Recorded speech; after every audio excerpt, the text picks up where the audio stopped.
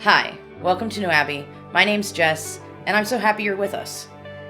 The scripture for today is Mark 14, 12 through 72, and the question is, have you ever had a friend breakup or a strained relationship? I know, it's a little heavy. My answer's gonna be interesting too. Take a moment, press pause, think on it, and then when you're ready, press play, and enjoy the message by our Pastor Darren. So this isn't a really good night for Jesus, right? This is coming up on the final hours of Jesus' life, and to be honest, his social circle, his friend group, his followers are just kind of falling apart. And honestly, falling apart is a little misleading. It's actually a lot more like the scene in Mean Girls where Regina George just kind of puts the burn book on blast and everyone sees what other people have written about them. It's that level of chaos going on within his followers and his friend group.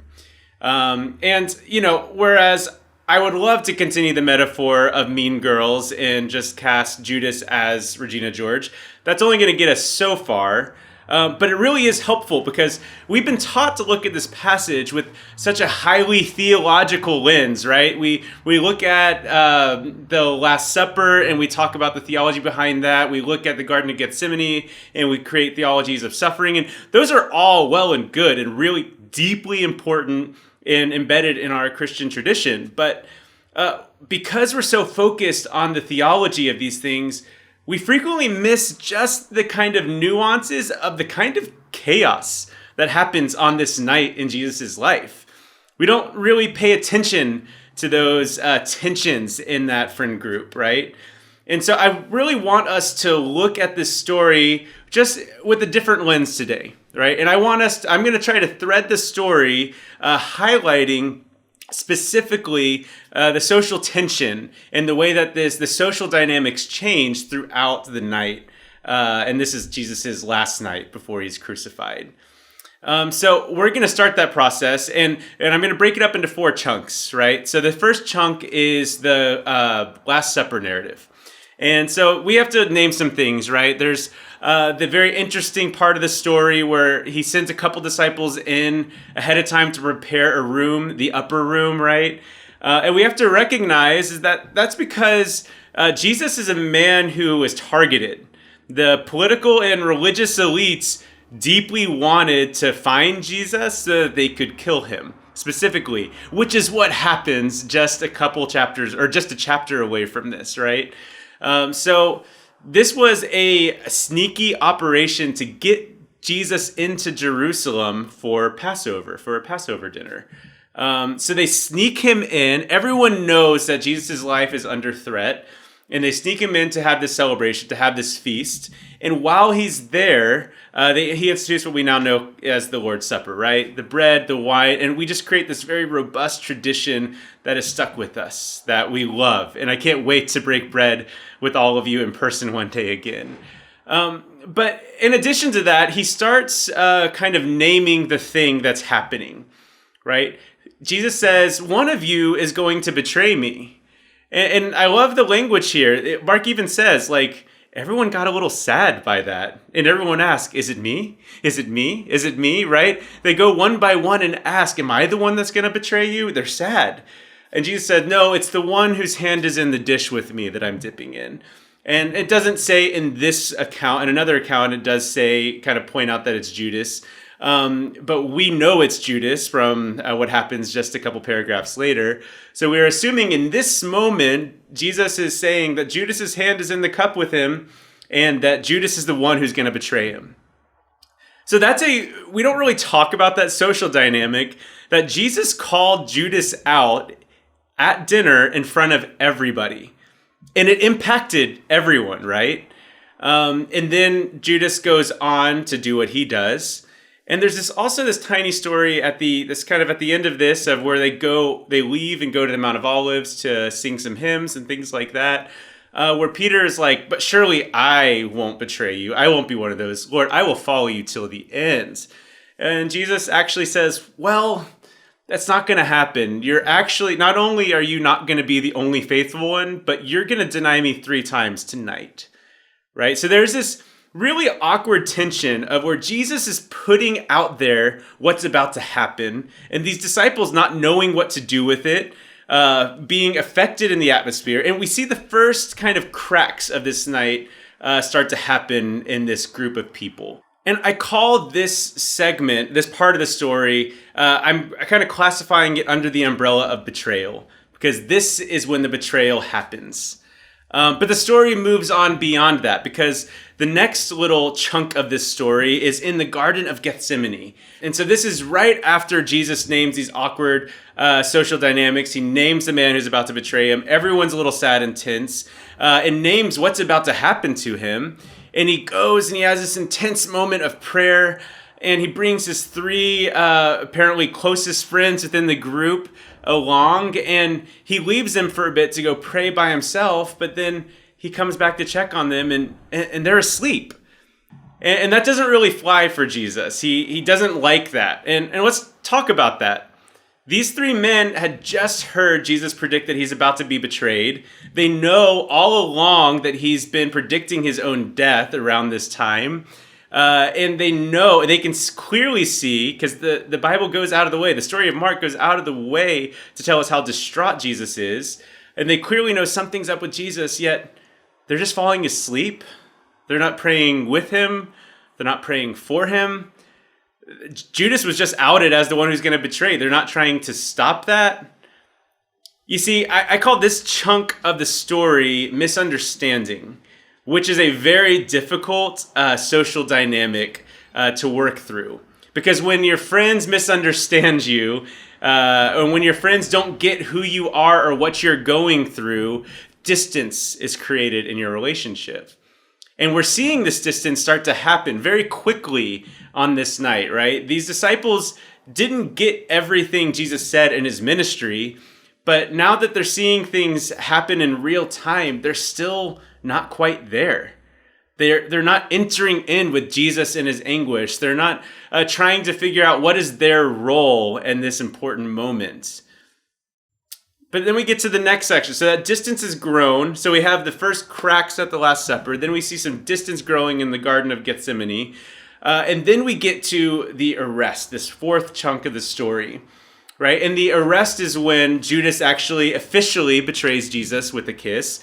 And he does that. The Roman officials may or may not have known, or I guess this would be the temple leaders would not have known necessarily what Jesus looked like. It's not like they had Facebook back then. So they had to find one of Jesus' followers to out him for what he looked like so that they could take the right person into custody. And so Judas does this, and he does it for money, which this is just a little side note, but last week we talked about the woman who poured expensive perfume all over Jesus, right? And the disciples are complaining because that money could have been used to be given to the poor. And Jesus wasn't really interested in that argument. Like the financial thing, yes, give to the poor, but this is also a good thing to do. And maybe he wasn't interested in their financial argument because he knows that they were maybe skimming some off the top. Someone like Judas who is handling the money and who ended up betraying Jesus, right? There are a lot of dynamics at play in here in all of these stories, and we need to bring them in when we see it.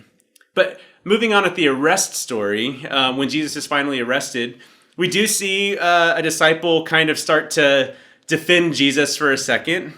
And then Jesus says his piece. He was like, well, I was been preaching in the temple and the synagogue, and now you're choosing to come get me by night.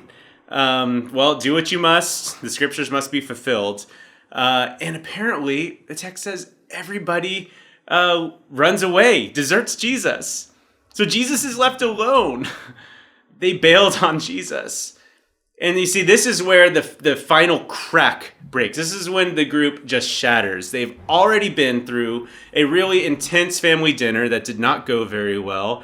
We've already been through a time where we're seeing this distance between Jesus' reality and what the disciples are perceiving about Jesus' reality.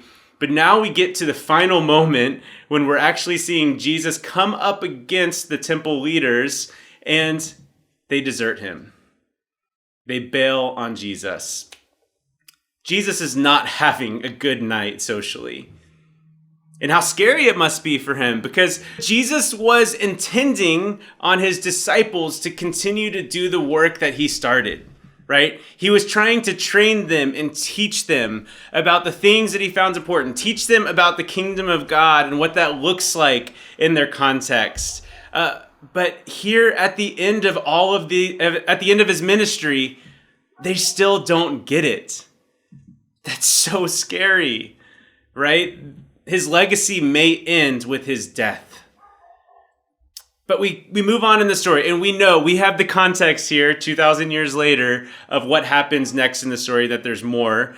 But in this little thread that we're tracking, there's one more piece to this story, and that's when Peter denies Jesus. Again, another very familiar passage. But we see Peter is attempting to make good on his promise, right? He didn't quite stick with Jesus. He did desert Jesus, and then they escort Jesus back to Jerusalem. And apparently Peter decides that he's just going to follow behind for a little bit.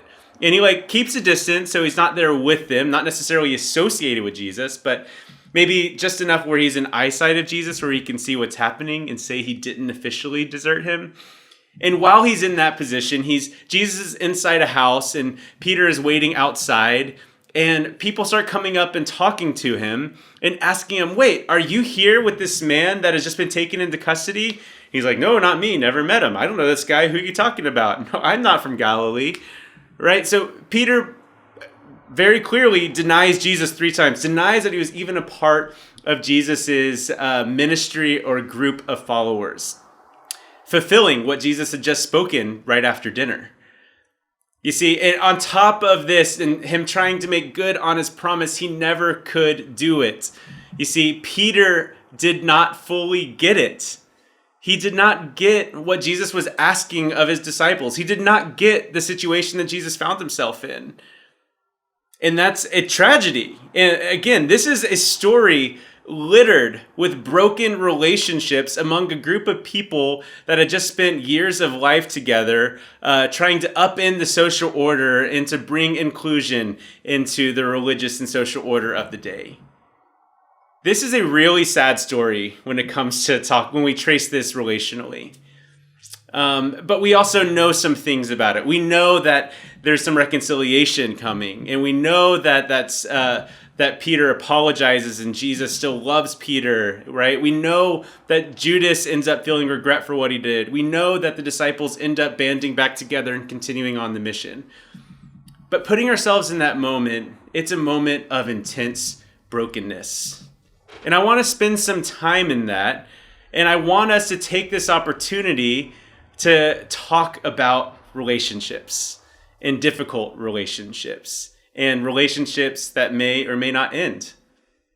You see, we live in a very, very divisive time. People talk about this all the time, ad nauseum, and just because it's a little cliche doesn't mean it's also not true. And a lot of us have experienced some sort of relational discord or important relationships crumbling and ending. Or a lot of us maybe just find ourselves not looking around and being like, the people I used to run with, they don't run with me anymore. And how often do we take inventory of our relationships? I would say that a lot of us have learned to take relationships for granted. You know, we're put in really close proximity for like 22 years of our life or 18 years of life at school around peers your age, and there's a lot of them usually. And you have a diversity of people, and you're forced into some sort of working like functional friendships and relationships, even if they're not always the best. And then you kind of graduate out of high school or college, you get a job, and suddenly the people you're rubbing shoulders with are your coworkers, and well, maybe they're not the people who you really jive with, they're just the people you work with. And suddenly you might find yourself in a space where the relationships you once had aren't actually filling that tank for you anymore. And maybe you're finding yourself alone, or maybe you're holding on to old relationships and they're just turning sour. They're just not doing what they used to do for you. So let's name that. We don't necessarily take stock of our relationships. We let them happen to us. But I want to bring some intentionality today.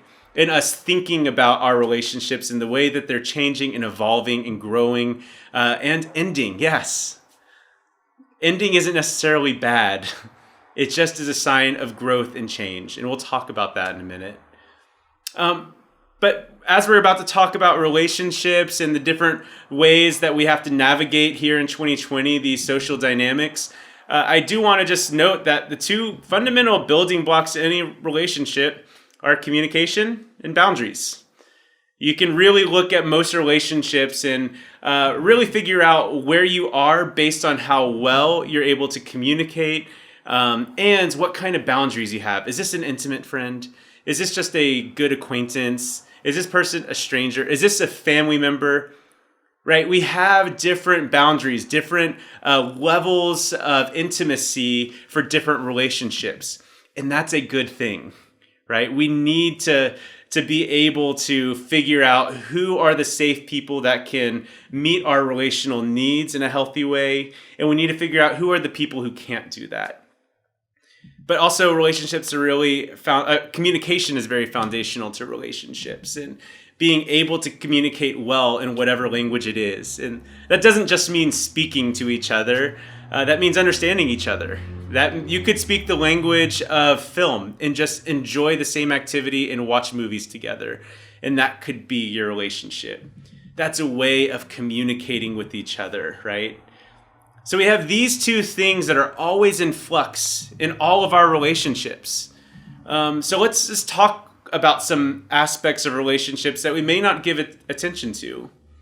And the first one is growth, right? Just as people grow, relationships grow. It's going to change over time. And because you are who you are, what you bring to the relationship is going to change over time because you're growing. And that's not a bad thing. That's a really good thing. But so frequently, we really want things to stay the same way, stay the way that they were, that we don't allow ourselves or a relationship to grow into something new. When really that growth, yeah, it might be scary, but it's just ripe with opportunities. That could be good for you, could be good for the person you're in a relationship with, or even the community that you're both are involved in. Right? So we want to name this growth. And we actually see that relationship between Jesus and the disciples growing and changing throughout Scripture. And we see that Jesus leaving room for growth of Peter and the disciples meant leaving room for reconciliation later. And because Jesus had a framework that people change and grow, reconciliation was possible. I think this is important to bring into our relationships. Maybe there are people you've left behind, and when it comes down to it, they've actually grown, and maybe reconciliation is possible, right? You don't have to reconcile. You don't have to do anything, especially if it's unsafe. But where there is possibility for it, we want to take notice of that. And I do believe when it's in our power and when we're safe and when we've done our work of healing, reconciliation is always a positive direction to move towards. You just may or may not reach it in this lifetime. But another thing we need to talk about that's very natural in relationships is division and distance. We see that this is kind of what the crux of this story is on this last night of Jesus's life, was we see there's a division within his ranks. He was not necessarily surprised. He probably suspected this of Judas for a long time, but there was division among the people who were following him about what was good and necessary. But even more so that they all experienced is they were so distant from Jesus's reality. If Jesus can be praying and sweating blood and you're over here taking a nap after hearing about somebody who is going to betray Jesus, there's some distance between you and Jesus, right? And so I want us to recognize that distance is in this story, but how many of us are experiencing distance in our lives from people that we love? Right? I experienced this with some family members where we're just on such different ideological or theological playing fields that I feel more distant than I've ever been. Right? There's been division in some parts of my family. There's been division in some parts of my old friend groups. And it's really important to name that and to recognize that that's a part of life. And some of it is just a side effect of growth and change. And there's a way that we can embrace the reality of distance between people in a healthy way, where if we understand that that's inevitable, we are able to respond with compassion and empathy when it shows up. When you recognize that you have a sharp division or a far distance between where you are and where someone else is, to be able to have compassion and empathy in that moment is a really beautiful thing. And it's one of the hardest things in the world to do. But so many of us don't really have a framework for what it means to have any distance in your relationships. And here's the thing. When we have that division and distance in our relationships, we need to be able to talk about healthy endings to relationships. Right? Not every relationship is going to last forever. And what we're not trying to do is take a snapshot of our life and live out that life for the rest of our days. We're supposed to be growing and changing, which means things end. I think as Christians, as Americans, I don't know, maybe it's just a human thing, but we don't do endings very well. We think ending means just super bad rather than recognizing the natural cycle of things. And we need to be able to talk about these healthy endings to relationships. We need to talk about what compassion and empathy, yet boundaries, and communicating those boundaries looks like. Perhaps there are people in your life that if you are honest with yourself, you realize this relationship is super tense and it's been this way for a long time. And yet I keep giving them access to me in a way that I don't need to. Do we need to communicate some boundaries there? Do you need to take stock of what kind of relationships you have and if there's something more for you? These are hard questions, but they're important to ask. And then the other thing I'm learning from the story that this brings up in this story is Jesus's resolute finish to his ministry. You see, Jesus was deserted and he continued moving toward the cross. He continued moving toward his death. He said yes to the mission, yes to the cost, yes to the consequences all the way through, even though he had to do most of it alone. And there's something that we have to recognize, that just because we're leaving people behind, or just because people have left us behind, we can still continue on in the direction we've been called onto.